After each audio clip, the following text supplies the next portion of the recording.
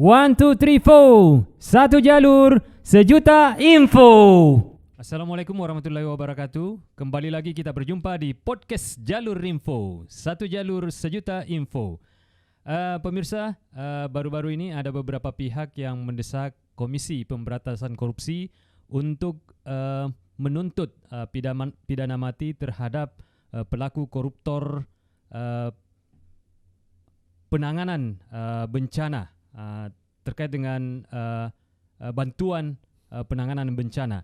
Di samping itu ada juga pernyataan dari Wakil Menteri Menkumham yang menyatakan bahwa ada peluang bagi pelaku korupsi terhadap bantuan penanganan bencana untuk dijatuhkan pidana mati.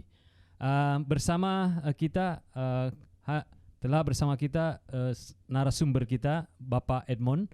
Beliau adalah pengacara dan juga mantan anggota DPRD. Pak Edmond, bagaimana Anda melihat terkait dengan hal ini?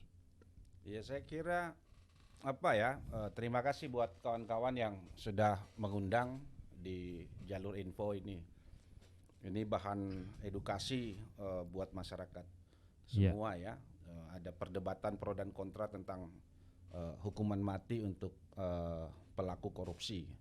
Nah, saya sadar bahwa pendapat saya ini tidak populis, pasti minoritas lah di antara banyak pendapat yang menginginkan koruptor dihukum mati. Tapi saya memang sejak dulu ketika saya masih di Komisi untuk Orang Hilang dan Korban Tindak Kekerasan Kontra Sulawesi, saya memang menolak hukuman mati sampai dengan saat ini.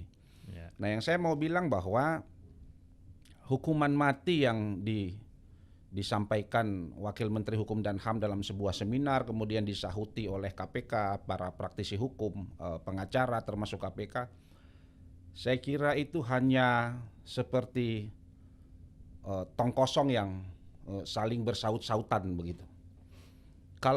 Kenapa saya bilang begitu? Saya mau bilang bahwa kalau memang seseorang melakukan korupsi di tengah bencana dengan pasal 2 ya, pasal 2 Undang-Undang Tindak Pidana Korupsi. Yeah. Itu seharusnya pelaku korupsi spam di Sulawesi Tengah, di Donggala ketika terjadi bencana yang sudah divonis sekarang, itu harusnya dikenakan pasal 2 itu. Mereka korupsi di tengah bencana. Harusnya dihukum mati itu. Ancamannya hukuman mati. Tapi yang kita lihat kan tidak. Artinya saya mau bilang bahwa ini hanya gendang atau tong kosong yang dipukul oleh satu orang menjadi bersaut-sautan, menjadi irama gendang tong kosong itu. Karena bukan hanya Menteri Sosial dan Menteri KKP yang korupsi pada saat bencana. Kalau teman-teman lihat di Donggala, di Sulawesi Tengah itu ya, setelah bencana atau pada saat tidak jauh setelah bencana, itu proyek air bersihnya namanya SPAM Pasigala itu dikorupsi. KPK yang turun tangan. Pertanyaan saya, kenapa mereka tidak dikenakan pasal 2 itu yang ancamannya hukuman mati? Kan itu yang saya bilang, bahwa saya mau jelaskan di awal ini bahwa sebenarnya hukuman mati di Indonesia pilih-pilih. Gitu. Dipilih-pilih orang yang mana mau dihukum mati ini. Mana yang tidak dikenakan hukuman mati. Jadi kita praktek penegakan hukum kita ini pilih-pilih. Iya. Itu. Nah, itu yang tidak boleh dipraktekkan kepada kita. Nah, saya kira penting bagi kita untuk mendiskusikan ini agar masyarakat juga tidak terpengaruh oleh gendang kosong yang saya maksud, euforia tadi itu, bahwa seolah-olah koruptor itu bisa dihukum mati. Nah, yang kita lihat saja kan pasal yang dikenakan oleh KPK bukan pasal 2, tapi hanya penerima suap. Pemberi suapnya pun hukumannya ringan. Jadi Anda tidak yakin kalau KPK akan menuntut pelaku koruptor khususnya terhadap bantuan penanganan bencana ini kalau dengan KPK niat, pasal 2 ayat 2? Kalau KPK niat, sejak awal itu pasal 2.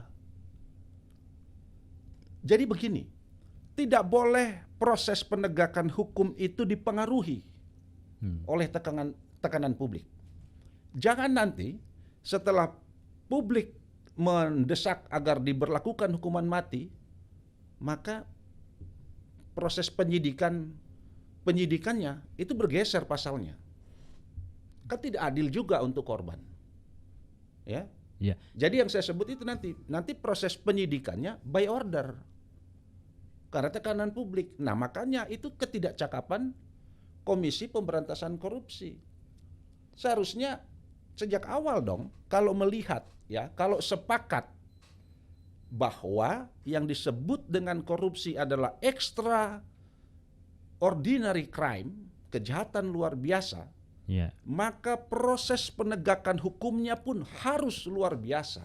Tapi Anda sendiri berada di posisi apakah setuju dengan KPK supaya menuntut pelaku korupsi bantuan penanganan bencana ini dengan pasal 2 ayat 2 tindak pidana korupsi atau bagaimana, Bang? Saya kira saya pada posisi menolak hukuman mati ya.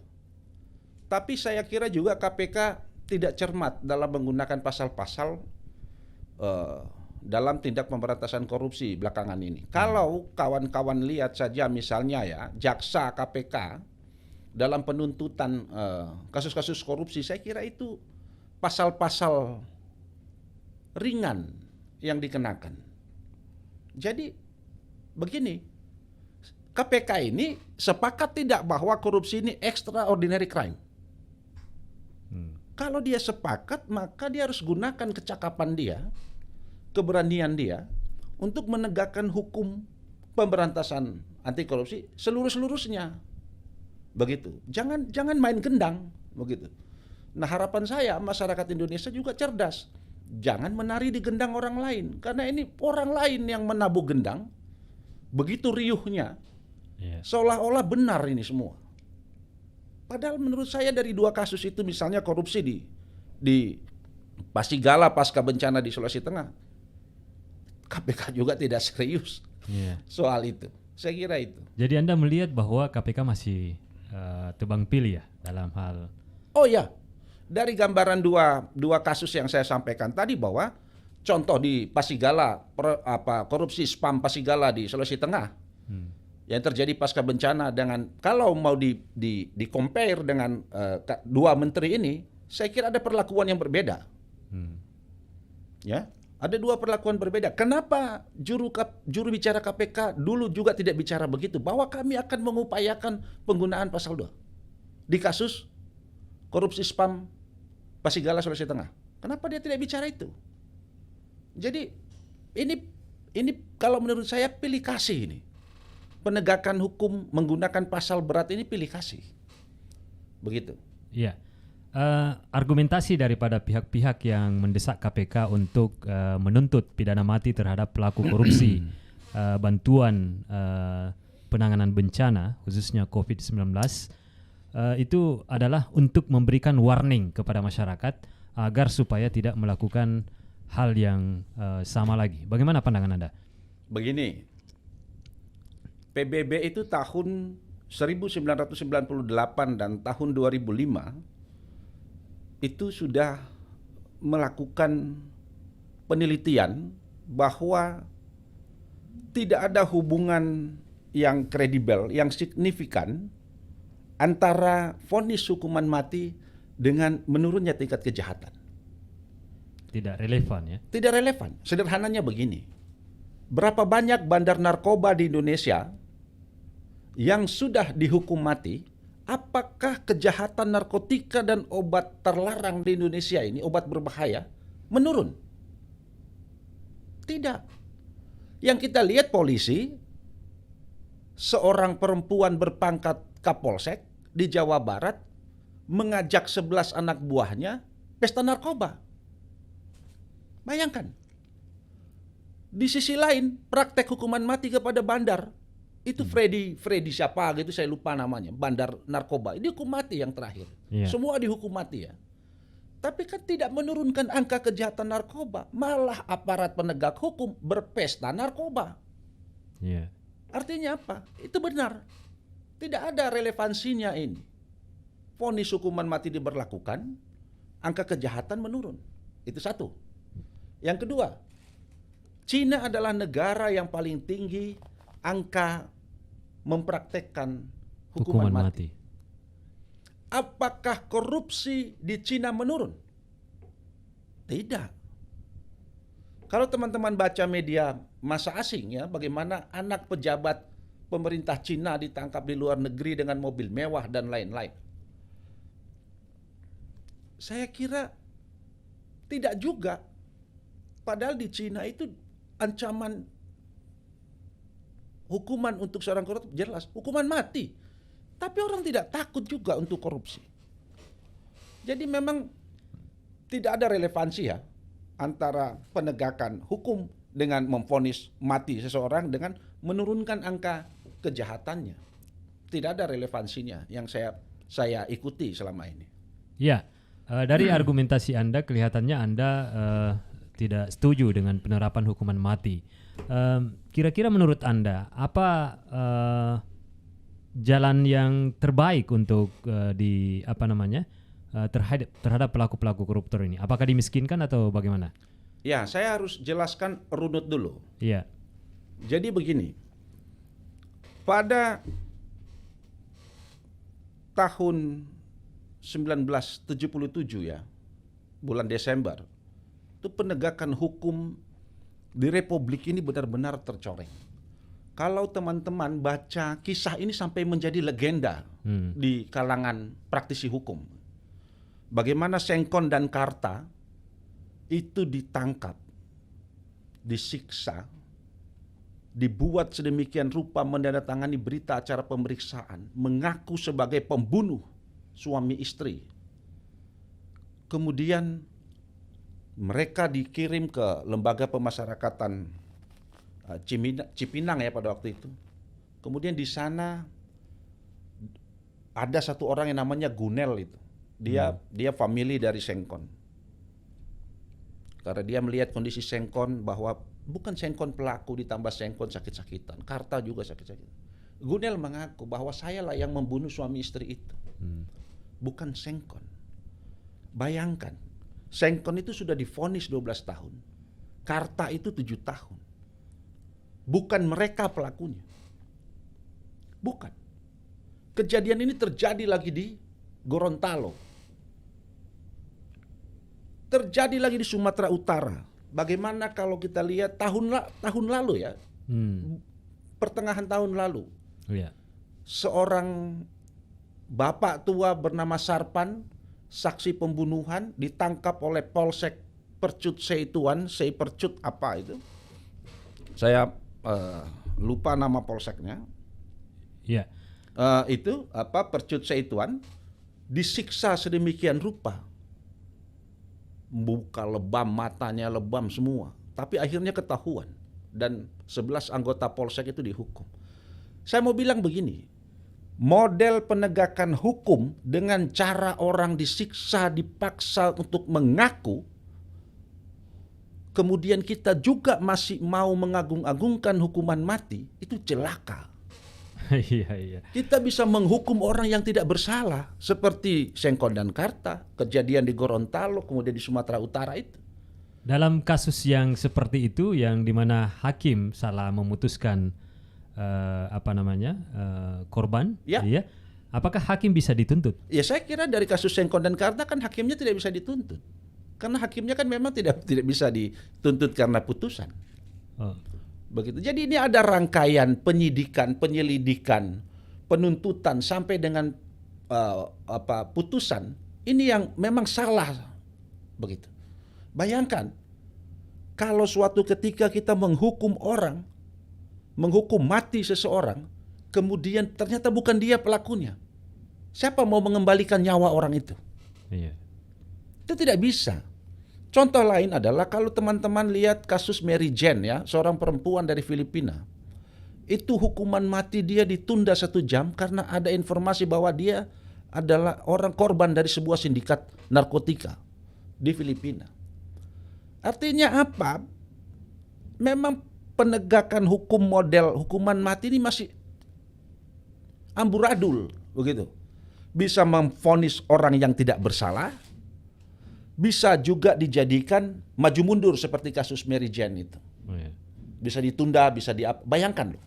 Anda menunggu waktu Anda untuk dicabut nyawa Anda secara paksa oleh regu tembak, tapi kemudian dimundurkan 1 jam, Anda merasa senang atau tambah tersiksa? Selama bertahun-tahun Anda menunggu hukuman mati loh. Itu. Jadi secara psikologi saya mau bilang bahwa para korban-korban ini, para terpidana mati ini juga tidak enak hidupnya. Dia menunggu kapan dia akan dieksekusi. Anda bayangkan hidup dalam situasi itu. Nah, yang saya mau bilang bahwa rumit sekali mau menerapkan hukuman mati, masih ada model penegakan hukum di tingkat kepolisian yang seperti begitu. Kemudian penuntutannya juga kita bisa lihat di tingkat kejaksaan juga belum terlalu transparan dan macam-macam ya, akuntabel, transparan ya. Sampai dengan vonis. Jadi memang masih ada miss, bisa terjadi miss di semua tahapan peradilan itu. Sampai seseorang dihukum mati. Nah, menurut saya ini yang dikelirkan dulu. Baik sistem peradilannya yang lebih baik, transparan, terbuka, semua orang bisa akses sumber daya manusia, aparat penegak hukumnya ya. Penegak hukumnya, kemudian kualitas penegakan hukum yang makin baik ya.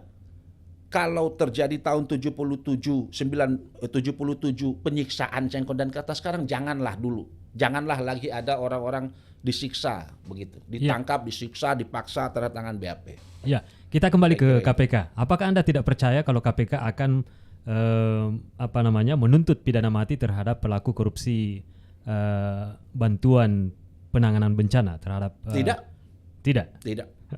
Saya orang tidak percaya. Kenapa?